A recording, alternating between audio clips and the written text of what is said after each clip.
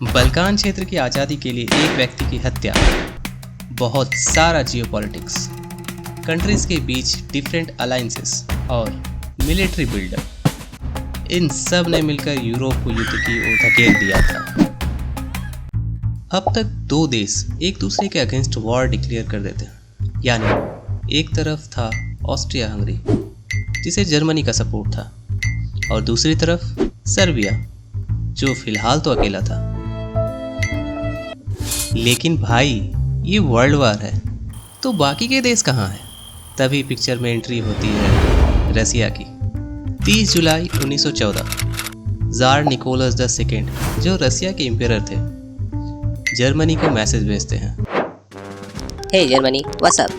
सुनो, मैं सर्बिया को अकेला नहीं छोड़ सकता। मैं ऑस्ट्रिया हंगरी के अगेंस्ट आर्मी मोबिलाइजेशन स्टार्ट कर रहा हूँ।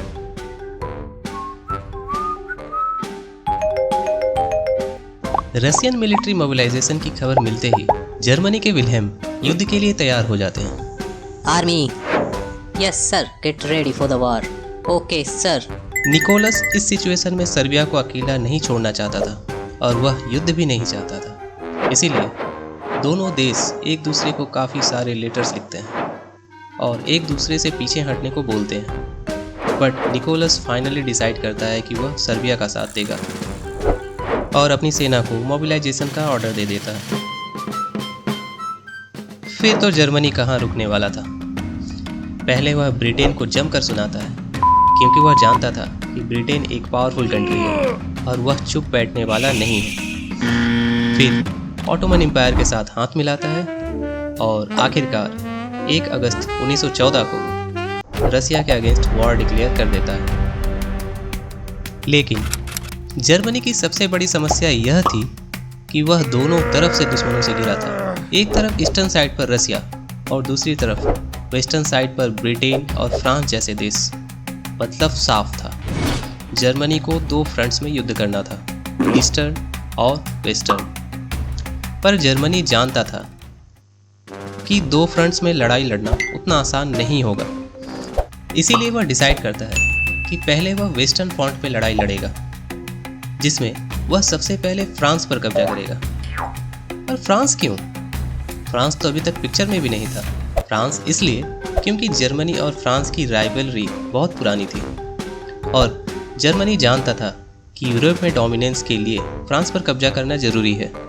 साथ ही जर्मनी को ऐसा लगता था कि वह फ्रांस पर बहुत कम समय में कब्जा कर लेगा, फिर वह आराम से रसिया की ओर बढ़ेगा।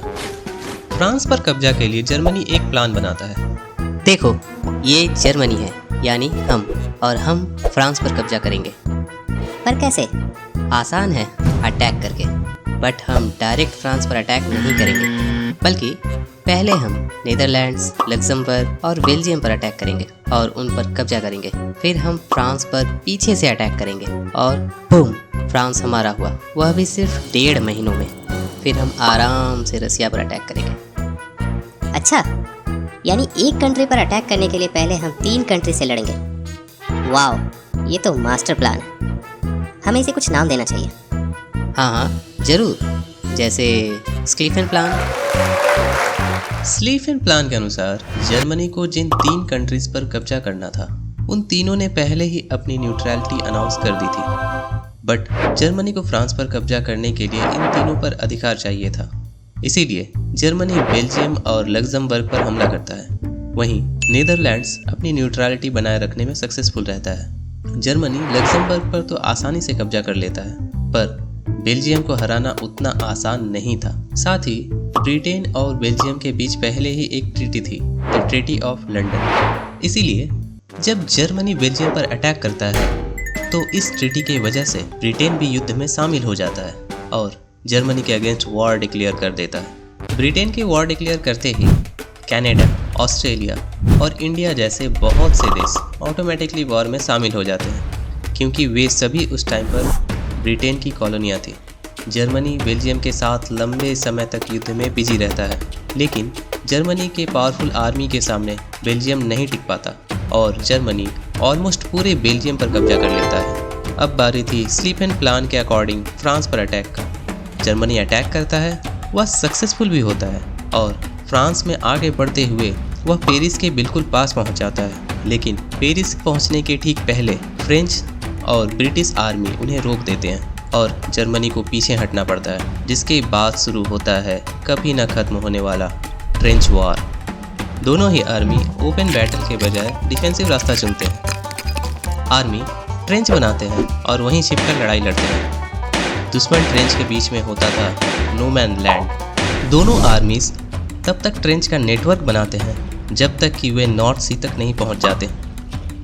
ट्रेंच वॉर के कारण वेस्टर्न फ्रंट में एक स्टेलमेट जैसी स्थिति पैदा हो गई थी, यानी न तो विनर डिसाइड हो पा रहा था और न ही लूजर। बस दोनों साइड के रिसोर्सेज बर्बाद हो रहे थे। वहीं दूसरी तरफ ऑटोमन एम्पायर, जो 29 अक्टूबर 1914 को युद्ध में शामिल होता है, डार्डेनल स्ट्रेट को बंद कर देता है। यह स्ट्रैटेजिक पॉइंट ऑफ व्यू से काफ़ी इंपॉर्टेंट एरिया था। अलाइड फोर्सेस इस बात को अच्छे से जानते थे कि अगर वे इस स्ट्रेट पर कब्जा कर लेते हैं तो वे आसानी से ऑटोमन एम्पायर के कैपिटल कॉन्स्टेंटिनोपल तक पहुंच सकते हैं। यही कारण है कि फ्रेंच और ब्रिटिश जहाज़ों का एक ग्रुप इस एरिया में आता है अटैक के लिए, बट वे फेल हो जाते हैं। अलाइड आर्मीज गैरिबोली क्षेत्र में लैंड करते हैं, बट वे वहाँ भी फेल हो जाते हैं। आखिरकार अलाइड फोर्सेस को पीछे हटना पड़ता है। यह ऑटोमन एम्पायर के लिए एक बहुत बड़ी जीत साबित होती है और अलाइड फोर्सेस के लिए एक बहुत बड़ा सेटबैक। इधर जर्मनी जमीन के साथ साथ पानी में भी युद्ध स्टार्ट कर देता है। न्यूयॉर्क से लिवरपूल जा रहे लुसिटानिया को आयरलैंड के तट के पास जर्मन यू बोट टॉर्पीडो से उड़ा देता है। जहाज पर सवार 1960 लोगों में से 1198 लोगों की मौत हो जाती है, जिनमें 128 अमेरिकी नागरिक भी शामिल थे। जहाज डूबने से पहले ज़्यादातर अमेरिकी यूरोपीय युद्ध से दूर रहना चाहते थे, लेकिन इस घटना ने अमेरिकी नागरिकों के पर्सपेक्टिव को बिल्कुल बदल दिया। अमेरिकी राष्ट्रपति वुडरो विल्सन जर्मनी को कड़े शब्दों में नोट भेजते हैं, जिसके बाद जर्मनी कुछ समय के लिए पनडुब्बी युद्ध को रोक देता है। लुसिटानिया के डूबने के बाद ब्रिटिश रॉयल नेवी एक्टिव हो जाती है। प्रथम विश्व युद्ध के समय ब्रिटिश नौसेना दुनिया में सबसे शक्तिशाली मानी जाती थी। ब्रिटिश रॉयल नेवी ने जर्मनी की समुद्री नाकेबंदी कर रखी थी। जर्मनी इस नाकेबंदी को तोड़कर अपनी सप्लाई लाइन ठीक करना चाहता था, जिसके लिए जर्मनी के एडमिरल रेनहार्ड सीर एक प्लान बनाते हैं कि वे ब्रिटिश बेड़े के एक हिस्से को लालच देकर खुले समुद्र में लाएंगे और उसे नष्ट कर देंगे, जिससे ब्रिटिश नौसेना कमज़ोर हो जाएगी।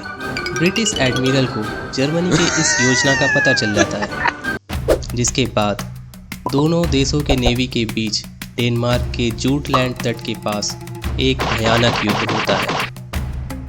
इस युद्ध में आधुनिक विशाल ड्रेडनॉट जहाज़ों का बड़े पैमाने पर उपयोग किया जाता है। युद्ध में जर्मनी को अच्छा स्टार्ट मिलता है। जर्मनी ब्रिटिश रॉयल नेवी को काफ़ी नुकसान पहुंचाता है। हालांकि जब ब्रिटिश मुख्य बेड़ा युद्ध क्षेत्र में पहुंचता है तो जर्मनी को मजबूर होकर पीछे हटना पड़ता है। इस तरह के न जाने कितने ही बैटल्स सेंट्रल और अलाइड फोर्सेस के बीच उस दौरान लड़े जाते हैं। यूरोप में सेंट्रल पावर की तरफ से वर्ल्ड वार 1 ज्वाइन करने वाला आखिरी देश था बुल्गारिया। बुल्गारिया का वार में शामिल होना अलाइड फोर्सेस के लिए बड़ी मुसीबत बन जाता है। इससे सेंट्रल पावर्स को आखिरकार सर्बिया को हराने का मौका मिल जाता है और बर्लिन से कॉन्स्टेंटिनोपल तक एक सीधा ज़मीनी रास्ता खुल जाता है, जिससे जर्मनी के लिए सीधे ऑटोमन एम्पायर तक हथियार और सप्लाई भेजना आसान हो जाता है। ईयर 1917 आते आते लगभग सभी देश वार में इन्वॉल्व हो चुके थे और सभी देशों के रिसोर्सेस लगातार बर्बाद हो रहे थे, लेकिन वार में स्टेलमेट की स्थिति अभी भी बनी हुई थी। ईयर 1917 में ही रसिया में रशियन रेवोल्यूशन स्टार्ट हो जाता है, जिसके कारण रसिया युद्ध से बाहर हो जाता है। इधर जर्मनी इस मौके का फ़ायदा उठाकर बिना किसी रेस्ट्रिक्शन फिर से पनडुब्बी युद्ध अनाउंस कर देता है, जिससे अमेरिका को युद्ध में शामिल होने का मौका मिल जाता है। जैसे ही जर्मनी को इस बात की भनक लगती है, वह एक आखिरी जोरदार कोशिश करता है युद्ध को जीतने और स्टेलमेट को ख़त्म करने की। जर्मनी वेस्टर्न फ्रंट पर अपनी पूरी ताकत के साथ 4 जोरदार हमले करता है, स्टार्ट तो जर्मनी के लिए अच्छी होती है, बट उसे फ्रेंच और ब्रिटिश आर्मी का जोरदार रेजिस्टेंस झेलना पड़ता है। साथ ही तब तक अमेरिकी सेना भी अलाइड फोर्सेस की सहायता के लिए वहां पहुंच जाते हैं, जिससे थकी हुई जर्मन सेना को पीछे हटना पड़ता है। इस पूरी घटना को स्प्रिंग ऑफेंसिव कहा जाता है। ईयर 1918 आते आते सभी देश थक चुके थे। सेंट्रल पावर के पास उतने रिसोर्सेज नहीं बचे थे कि वे आगे युद्ध कर पाते। सो सेंट्रल पावर की तरफ से वह पहला देश जिसने सरेंडर किया वह था बुल्गारिया। बुल्गारिया ने सितंबर में सरेंडर कर दिया, जिसके बाद अक्टूबर में ऑटोमन एम्पायर और नवंबर की शुरुआत में ऑस्ट्रिया हंगरी ने भी सरेंडर कर दिया। जर्मनी अकेला लड़ रहा। 1918 तक जर्मनी थक चुका था। युद्ध जीतने की उसकी आखिरी कोशिश स्प्रिंग ऑफेंसिव नाकाम हो गई थी और अमेरिकी सैनिकों के आने से अलाइड फोर्सेस को बहुत फ़ायदा मिला था। जर्मनी के आम नागरिक भी विद्रोह करने लगे थे और शांति की मांग करने लगे थे। इन सब के कारण विल्हेम II को देश छोड़कर भागना पड़ा।